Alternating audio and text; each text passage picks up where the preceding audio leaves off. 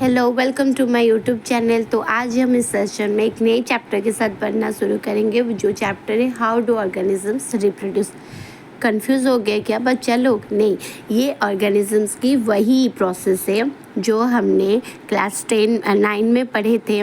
कुछ जानकारी 8th में भी थी about reproduction process of different kinds of organisms. ठीक है, तो इस चैप्टर के थ्रू हम जो रिप्रोडक्शन के बारे में हम पढ़ेंगे। तो बेसिकली ये जो सेशन है ये एक इंट्रोडक्टरी सेशन है अबाउट रिप्रोडक्शन प्रोसेस। इसमें हम जानेंगे कि रिप्रोडक्शन होता क्या है, रिप्रोडक्शन पे वेरिएशन का कैसा इफ़ेक्ट रही होगी। तो जो हमारा इस सारे चीज़ों के बारे में हम जानेंगे। ठीक है, तो सेशन शुरू करने से पहले वन रिक्वेस्ट, आप वीडियो के एंड तक ज़रूर जुड़े रहिए। आपको बहुत कुछ इन्फॉर्मेशन मिलने वाली है। मैं ट्राई भी करूँगी कि आपका कोई भी डाउट्स ना हो मेरे सारे क्लासेस के through. And don't forget to like, subscribe and share my channel. ये मेरे लिए बहुत ज़्यादा हेल्पफुल रहेगी। तो चलिए शुरू करते हैं आज का सेशन। पहले तो रिप्रोडक्शन क्या होता है।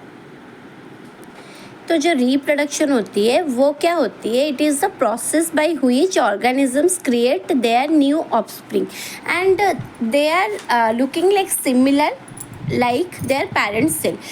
ठीक है, तो ये एक बायोलॉजिकल प्रोसेस है जिसमें जो प्रोसेस सेक्सुअली रिप्रोडक्टिव होती है और आसेक्सुअली रिप्रोडक्टिव होती है।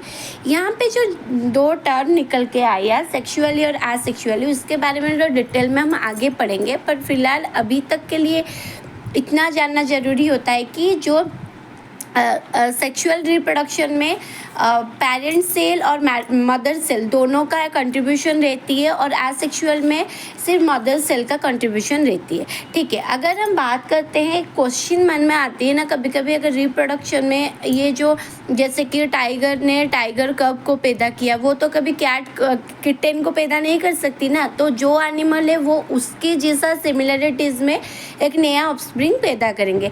तो एक क्वेश्चन आता है, do all organisms create exact copies of themselves?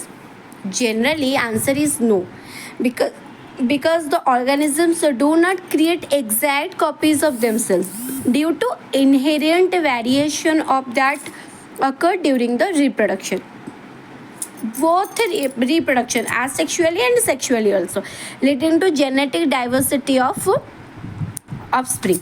Okay, आपने क्लास 9 में बच्चा लोग पढ़े होंगे कि ये जो न्यूक्लियस होता है, जो क्रोमोसोम्स होता है, वो एक ऑफस्प्रिंग में कहाँ से आती है? वो पेरेंट सेल से और मैटरनल सेल से, दोनों से आती है।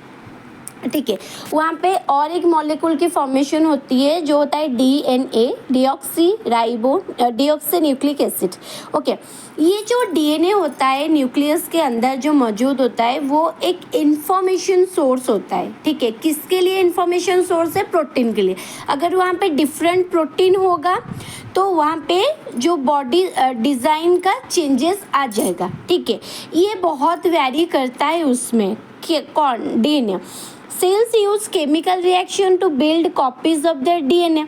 Okay, तो ये क्या करती है ना, दो कपीज़ को ये बनाता है in a reproducing cell and they will need to separated from each other.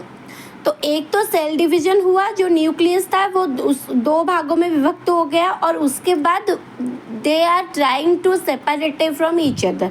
Okay, ये जो कॉपी हुआ, ठीक है, तो ये बहुत ऑर्गेनाइज्ड सेलुलर स्ट्रक्चर में बना हुआ होता है फॉर मेंटेनिंग लाइफ प्रोसेसेस। हमने लाइफ प्रोसेसेस के बारे में भी पढ़े हैं।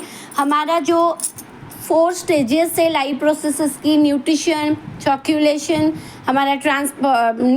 हमारा रेस्पिरेशन एंड एक्सक्रीशन, ये चारों प्रोसेस के लिए क्या होता है ना, जो ऑर्गेनिजम्स का बॉडी का जो स्ट्रक्चर होता है वो बहुत मैटर करता है, क्योंकि चारों फंक्शन के लिए different kind of organ are involve. Okay, एक ऑर्गन सारा काम नहीं कर सकता है ना, तो ये स्ट्रक्चर भी बहुत मैटर करती है। ठीक है, अगर DNA कॉपिंग is accompanied by creation for an additional cellular apparatus। ये जो सेल डिवाइड होती है ये 2 सेल में विभक्त होते हैं। अभी यहाँ पे क्या होता है ना, हमने पढ़े थे कि इनहेरेंट वेरिएशन का मैंने पहले से एक जिक्र कर रखा है। तो इनहेरेंट वेरिएशन क्या होता है बच्चों, देखिए वेरिएशन का बहुत बड़ा इफेक्ट रहता है किसमें, हमारा रिप्रोडक्टिव प्रोसेस में। तो ये एक crucial evolution adaptation long term survival of population because it provides the raw materials for natural selection to act upon allowing species to adopt to changing environment. Okay, तो अभी हम 1 by 1 इवोल्यूशन को जानेंगे, adaptation को जानेंगे, survival for existence उसको जानेंगे। तो देखिए इवोल्यूशन पहले क्या होता है, ये एक चेंज होती है किसका, एक इनहेरिटेबल कैरेक्टरिस्टिक्स होता है और biological population over successive generation. देखिए हमारा भी क्या होता है ना, अच्छा सा एग्जांपल अगर लेंगे तो हमारा जो एंसेस्टर्स थे दे वर लुकिंग लाइक नो बानर। ओके, वो मॉन्कीज टाइप के दिखते थे। तो आज का जेनरेशन का जो ह्यूमन बीइंग है वो उनका जो बॉडी स्ट्रक्चर था, जो उनका फंक्शन था, जो उनका थिंकिंग का पावर था, उससे कई ज़्यादा ये मल्टीपल टाइम्स ऑफ एडवांस्ड हो गई है। तो ये होता है inheritable characteristics among population, biological population. अगर उसके बाद हम एडप्टेशन को देखेंगे तो एडप्टेशन का मतलब क्या होता है, कई जगह पे हम जा रहे हैं, कोई एक सपोज आप करते हैं कि एक पोलर बियर सपोज यहाँ पे मतलब कि एक ग्रीष्ममंडलीय अंचल रीजन में वो पैदा हो गया, तो आइदर वो मर जाएगा नहीं तो वो स्ट्रगल करेगा, जीने के लिए स्ट्रगल करेगा। तो धीरे धीरे वो कैसे स्ट्रगल, उसका स्ट्रगल का पहला जो होगा वो क्या होगा कि वो धीरे धीरे अडॉप्ट करेगा अपने क्लाइमेटिक कंडीशन को, अपना सराउंडिंग को वो अडॉप्ट करेगा। This is known as adaptation. और उसके बाद क्या होता है, लॉन्ग टर्म सर्वाइवल। जैसे कि एक अच्छा एग्जाम्पल लेते हैं, वही सेम हो गया कि स्ट्रगल फॉर एग्जिस्टेंस, जीने के लिए, जिंदा रहने के लिए जो प्रतिकूल अवस्था में भी जो काम करते हैं, स्ट्रगलिंग करते हैं, उसको कहते हैं सर्वाइवल फॉर एग्जिस्टेंस। ओके, तो ये सारे जो मैटर्स है ये किसके ऊपर अफेक्ट करते हैं, ये हमारा रिप्रोडक्शन के ऊपर अफेक्ट करते हैं। ये जेनेटिक कंटिन्यूटी को भी मेंटेन करके रहती है, तो ये जेनेटिक कंटिन्यूटी होती है। तो ये तो रहा आज का ये सेशन। अगले सेशन में रिप्रोडक्शन के बारे में हम ज़्यादा पढ़ेंगे।